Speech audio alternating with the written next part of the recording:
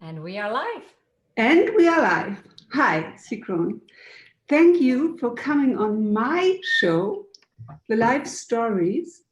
And it's so great to have you here.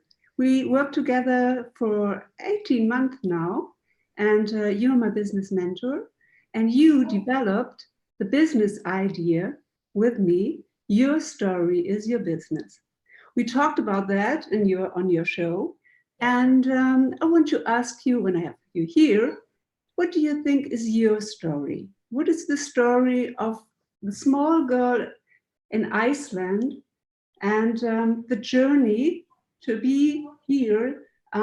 Yes, Europe's leading mentor for female entrepreneurs. This is such a great gap.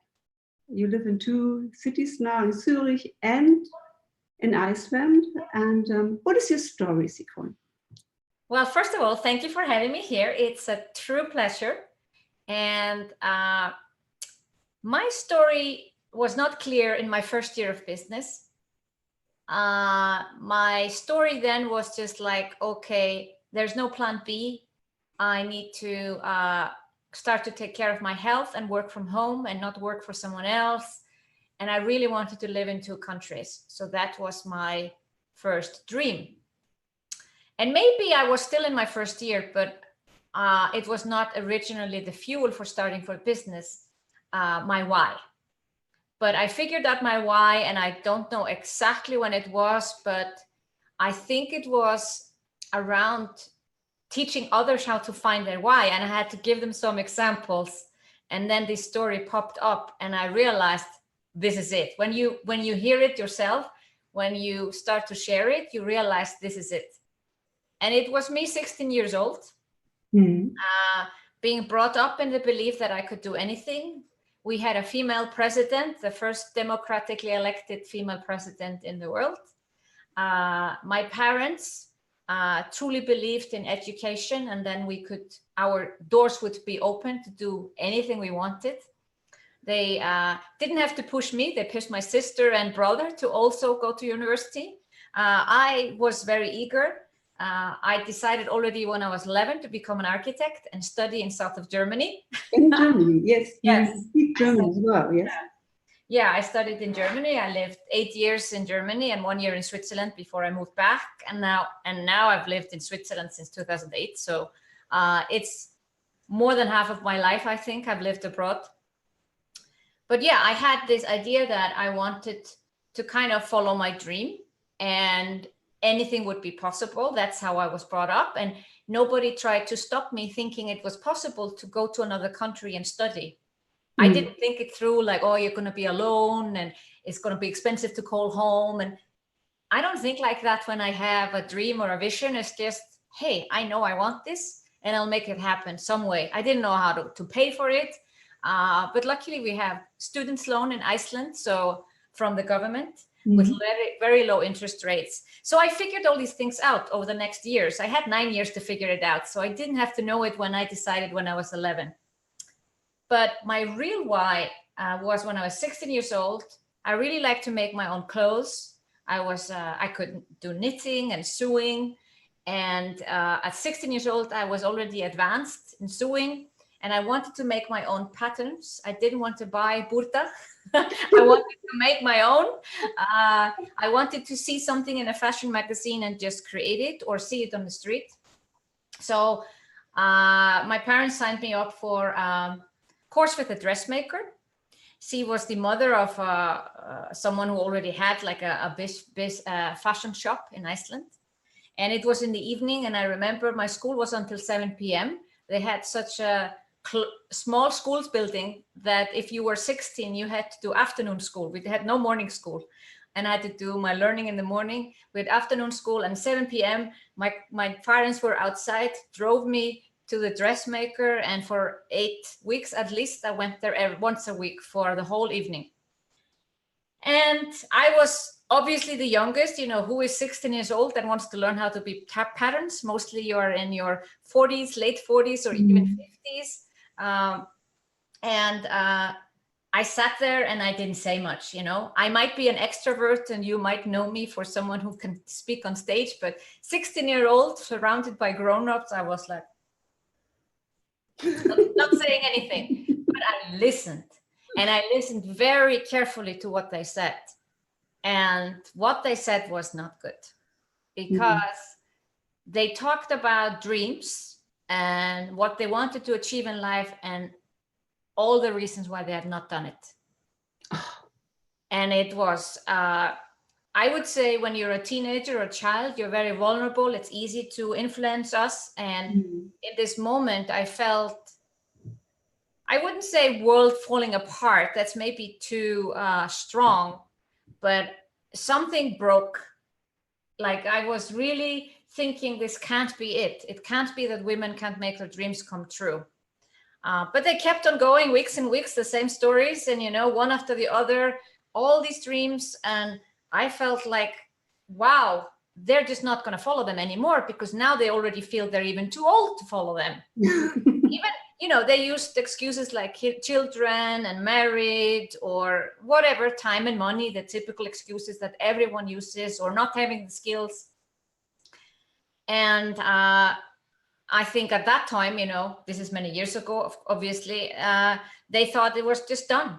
There was no hope anymore. Luckily, we don't feel that today. People are starting their second careers with 60 or 70, and it's not a problem. But when I was 16, it was like, you know, your life was not finished at 50, but you were not going to start something brand new. That was not in the culture. And luckily that has changed. But this influenced me so deeply, I decided not to have children. I just took a firm decision. But, that didn't really work out, because you went to a Tony Robbins concert event. Yes, I have stepsons today, which I've been raising since they were 3 and 4. They are now 15 and 16. So yeah, that plan didn't work out. But in a way it worked out, because I've only been a stepmom last 11 years. And I had this firm decision. Well, so here's how this was like a mathematical formula. If you have kids, you can't make your dreams come true. If you don't have kids, you can make your dreams come true. That's how it computed for me. Of course, this is not true. But when you're 16 years old, it looks very true. You know, you have the proof in front of you. And another thing was like, I was never going to let a man stop me. Oh, okay. That's a very strong thing. That was another excuse they used. It was the children and the husband, and then also the money and the time and the skills. But yeah, I thought to myself, yes, I want to find the love of my life. I had my parents as role models. They met when they were 13. Now they're 74. So I was like, yes, I want to be in a wonderful relationship like my parents. But if this person dares to stop me and not support me, I am gone. But it's vice versa now. Your husband supports you well. Oh, I found a wonderful partner 11 years ago who is my biggest fan, also my biggest critic. You know, he wants all the best from me. And if I don't think big enough, he'll remind me. But yeah, I don't think my previous partners, I had 2 partners for 7 and 8 years, each one of them, they would not have supported me in what I do today. So that, you know, ran its course. And I think it was a very strong conviction that I got there. Also, I became a feminist. It was so strong, my feminism, that I would wait until a door closed if a guy was trying to hold the door for me. Now, of course, I would like the guy to hold the door for me. Yes. But, you know, I was 16 years old. I became a little bit of a rebel. I was wearing my red coat that I made myself. So yes, I was already in love with red as a young girl. And I was making my coats and they were fiercely red. There's a group photo of my class standing on the stairs of my school. And I'm in the middle with my red coat right in the front. So funny. So yeah, this is my why story. And this is, you know, hasn't really changed much in a way. Yeah, it hasn't really changed my conviction that I'm always going to follow my dreams. That was the decision I made. And I'm not going to use excuses. Now, today I'm happily married. I have stepsons. I think you can do both. If I was 16 years old today, I would say to that girl, you can have it both. You can have it all. But yeah, this is how I became so strongly empowered to accelerate gender equality. But starting my business back in January 2014, I had no idea. Like, you have sometimes a why story that's less underlying, and you need to go through something for it to pop up. And yes, every time I tell the story, I still get upset today about the inequality that somehow is through, I don't know if it's parenting or society. Still today, there are women that think they cannot do it because of children, husband, time, money, skills. And at the same time, there are men in a similar situation and they don't think that way. Not to say that men also do have excuses or reason for not, and some men do not follow their dreams. But if you want to generalize, it's more likely that a man will than a woman. And I don't think that's acceptable in 2019. Yes, I know that. I know your opinion about that. And I'm really curious because even if you are so strong and you have a so strong opinion and you work really hard on female entrepreneurship to be a successful business for women. And I think at the beginning of the year, you said, oh, have one word for the year and you choose a word for you. Yes. Yes, I would love to hear it. And why did you choose it? Bold was my word. And on the outset, it may look like that I am really stepping into my zone of genius. I'm really following my mission. But there is inside me this rebel from 16 years old that is dying to come out and be more opinionated, stronger in voicing, my views and beliefs and values. And yes, if you are a client of mine, if you're inside my Zomba community, mastermind client, group coaching client, you will see that side of me. But on the outside, I know that I'm not showing up in my fullest potential. Okay. I'm still transparent. I'm still me. I'm not hiding anything. I truly believe I'm being authentic, outside and inside. But there is something waiting to come out, which is kind of lurking underneath. And the word bold is helping me express it. I'm not there yet, but it's almost like every level is a new devil, and there's a comfort zone and we feel good. And I feel that I need to step a little bit outside that comfort zone in terms of this, so to be able to share more of my beliefs. And a part of it is rebranding that I'm going through. I wanted to outsource, for instance, writing my copy for my website, but I've decided to write it myself. And I'm crafting my philosophy and my beliefs and values, which will be expressed in a way. And for those who know me well, this will be no surprises, but it's something that I maybe have not expressed so clearly outside before. Yes. It's not so visible on the outside because red is a very strong color. You are a very strong person on the outside. Are there moments when you are vulnerable? Oh, yes, of course. I think there are times where, I think it's probably the worst thing I do to myself is something goes really well and I focus on one little detail that didn't go as I wanted. And I would love to change that myself because I think that's a very bad thing to do. Everything goes smooth, 99%, and then at 1% is not working. And then I focus on that. And I think I waste time and energy. Oh, I wish this would have gone differently. But yeah, I wouldn't say vulnerable is a difficult word.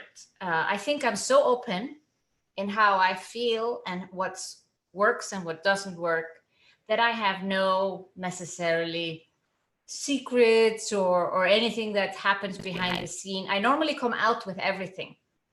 So I was bringing an example. I was talking to someone this morning. I had my first $25,000 month, and the next month was 1,700. And of course, for a few months, I didn't talk about it because I'm processing it. But then once I had processed it and got myself back on track, I talk about that experience. I think also vulnerable is not about putting your dirty laundry out into the world and sharing it with everyone when you are in the middle of it. Because as mentors, especially as business mentors or anyone who wants to build their personal brand online, you share your lessons once you got them yourself. You're not sharing everything that's going wrong with your life or business as you're in the middle of it, because there's no lesson from that. What's the point of sharing it? Just to shout into the world that this is going on. There's no help in that. Yes. But when you are starting to see the lessons, you see the light at the end of the tunnel, then I do absolutely believe that's when you can be vulnerable and say, hey, here's what's happened to me. And I said, I hit a glass ceiling when I earned those 25,000. I thought this was a one-hit wonder. I thought this was a fluke. I thought it was lucky. I thought this would never come again. These thoughts would go. They would fly through. And yes, my logical brain would say, no, this is stupid. But I self-sabotaged. So I made it happen. I didn't send out emails. I didn't follow up with potential clients. Whoops, business crashes to 1,700 a month. And then as a wake-up call. And then I started back on track. And within 2 months, I was back in the 20,000s a month. But as it's happening, you don't go out on the internet and say, oh, I only made so little money this month because I'm struggling inside. That's not being vulnerable. That's just being stupid, honestly. Yes, yeah. But definitely you are not stupid. And the topic of this Summer Lounge is to growing for long-term success. And I know that you really invest in yourself, yes, and that you have mentors. You work with mentors, and work with a female mentor as well. Why it is so important for you, I think, to work with the world's best mentors, or isn't it so? I absolutely believe investing in the best you can every time. You, of course, have to look at your finances and make sure you have cash flow to run your business. But I believe investing in the best. I have been working with one mentor now for 3 years, but he's a man. So there was this feeling that if I want to be bold, be bolder, maybe I'm bold already, but be bolder, I need to work with a woman. And then I thought to myself, well, who is best for that? And then I found a woman who is exactly, she's gone through this process multiple times and is vocal about her opinions. And that's helping me. Because as we know, it is not the same for a man and a woman to express their opinion online or anywhere. Women will always be criticized for the opinions, even from other women, unfortunately. And men who voices their opinion, they are, oh, it's great that they know their opinion, and they don't care even in that moment. I'll take Gary Vee as an example because I followed him closely for several years now. And he admits it. It's not going to be the same. That's why we don't have a female Gary Vee. We have no one, I think, in my opinion, that is like him as a woman. And the reason is he will just say whatever he wants to say. And he said, it's right in the moment as I say it. He may change his mind tomorrow, next week or next month. And that's okay for him. He can live with that. But we women, we tend to, overthink something forever before we share it. And then our opinions are scrutinized and say, this is not valid for all times or every 10th time. I'm like, no, but maybe 90% of the time this is true. But that's going to be harder for women to share. And that's why it's hard to go out. And do you have a female role model? Well, I do, of course, through Björk, the singer. Wow. Who has never been, well, that's not true. I would say she hasn't been scared of putting out her music, which has been very bold. Her music is bold. She's a trendsetter. You can see it through her music, and you don't have to like her music, but when she puts out music, couple of years later, you'll see pop stars, doing something similar. She's like a trendsetter, and she's been that her whole life. I remember when she was 14 years old. She's a few years older than me, but she was 14 years old, and I remember her being punk, like, how she was dressing and on stage, and I saw it on TV. And yeah, she's an amazing role model. She also just uses her first name. Yes. And I think the first female president of Iceland, I was 9 years old when she got elected. And my mom took me and my sister to her house. We didn't go inside. We were like 100 people standing outside and cheering her on and say, congratulations. And I will never forget that moment, because it meant a change, even if I didn't realize it being 9-year-old, how important it was. Yeah, it touches my heart. Yes, very wonderful story. Yeah. Sigrun, tomorrow you are on the marathon. Yes, tomorrow. I'd love to hear something about that, because I don't know if anybody knows what this weird thing is. It's a 4-hour mastermind marathon. It's something that I invented. I see a lot of people other doing it now, and that's fine. People emulate what works. I invented this, 2-3 years ago. And I wanted to show coaching live. And how do you really show a coaching program? It's very hard. It's not tangible. You cannot just show a product. You cannot show a gloss like this. And even if you show inside a membership site, you're going to see videos and worksheets. You can't really see it. So I thought, how can I show it? And the only thing you can do is you coach live in front of people. And I've always been impressed by Tony Robbins. I'm a Tony Robbins fan. How he can just, coach anyone unprepared, thousands, some person stands up in a sea of thousands of people, and he can coach that person. So I love doing that. And anyone can come tomorrow on that Facebook Live. There's a link. You will have a link, but there's a link that we share, a Zoom link, and people come on Zoom and they can click on the little hand, raise a digital hand, and they will hop on a call and bring their biggest business challenge, and I will help coach them through in a few minutes. So it's one of my favorite things to do, is the quick way to help someone have a business breakthrough and change their lives. Yes, it's wonderful. I think I could really recommend it to everybody. Have the guts and do it. Yes, because you are. This is your genius zone, I think. To look at someone, to see, to connect the dots, and to say, okay, this business idea you have to do. This is the next step, and this is brilliant. And yes, I would highly recommend to do that tomorrow. Sigrun, another thing. I think in about 1 year, we will be in Reykjavik. Yes. And you booked a complete concert hall from the Danish architect Henrik Larsen. And what will this be? A summit? Yes, it's a self-made summit. A self-made summit. Yes, that's cool. My word. It is a part of being bold. So I did book it last October before I even decided on the word bold. But planning this conference is definitely a massive undertaking for me and my team. That's why I've been growing my team. We are now 6 full-time employees and several contractors. And this is mainly because of, the conference and everything that will happen after that. Just running my online business, I could just do that with one virtual assistant or part-time. But yeah, when you are above the $1 million and want to change the world, I realized I don't do that just with online courses.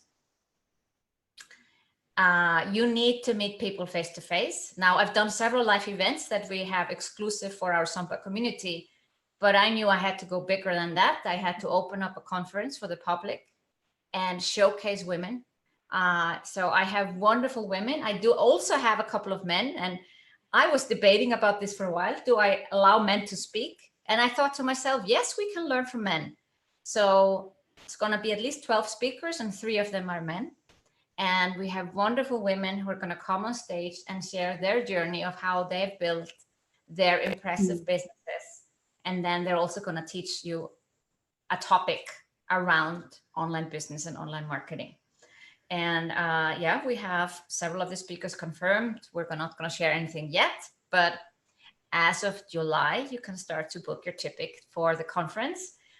We can take 1,600 people. We're probably going to aim for 1,000 because there are several, layers of the hall.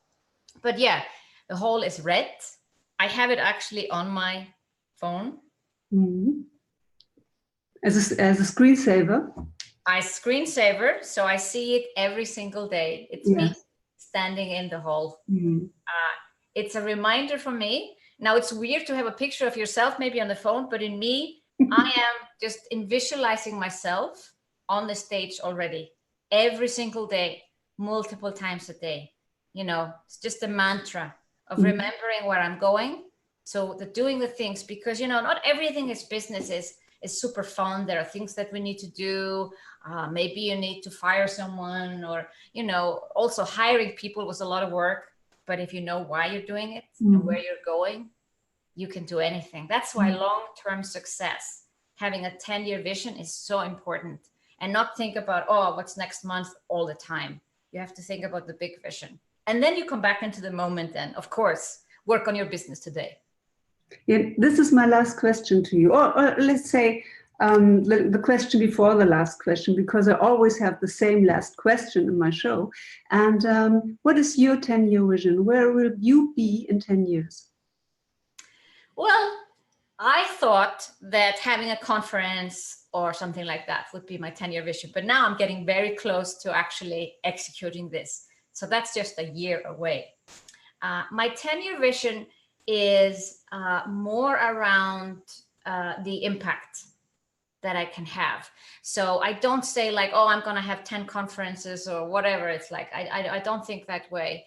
But yeah, $100 million business is my goal. That's my 10-year vision. So that's the number. The other one is in terms of impact, to be a household name, someone that you remember, like Oprah and others.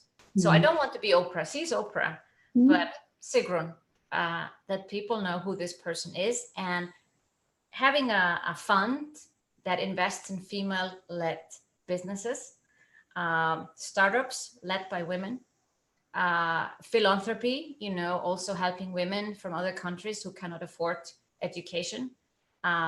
So yeah, giving back in a bigger way, but it's more about impact. Like, I just want every woman to believe that she can make her dreams come true.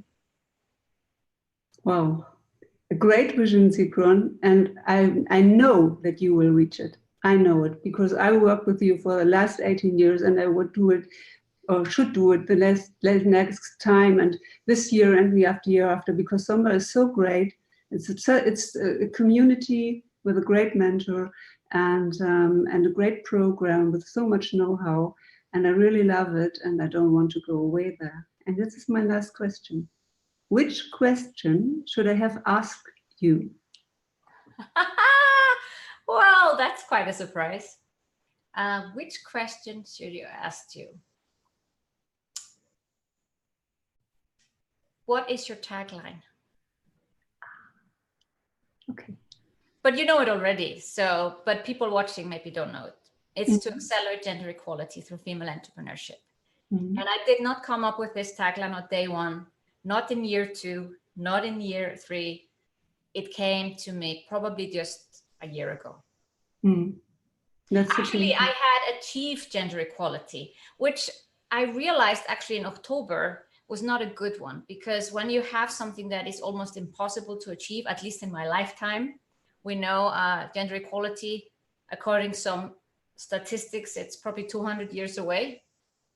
We want to make it sure it happens. So accelerate. That's my contribution. Accelerate. When I found that word last October, it clicked for me, and I'm like, that is really helpful. That empowers me. That inspires me. Thank you very much, Sigrun. Thank you for joining me here in my show. I wish you the best for the Somba launch, and we will meet in Somba Summer School. Yes, we will. The best event in Europe.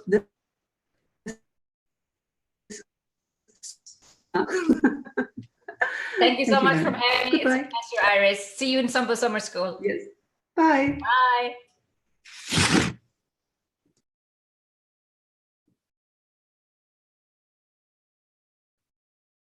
Ihr Lieben, ich hoffe, ihr habt es genossen. Ein ganz, ganz tolles Interview jetzt hier mit Sigrun. War sehr schön, Sie hier auf der Show zu haben. Und ja, wir sehen uns bald wieder. Macht's gut. Tschüss.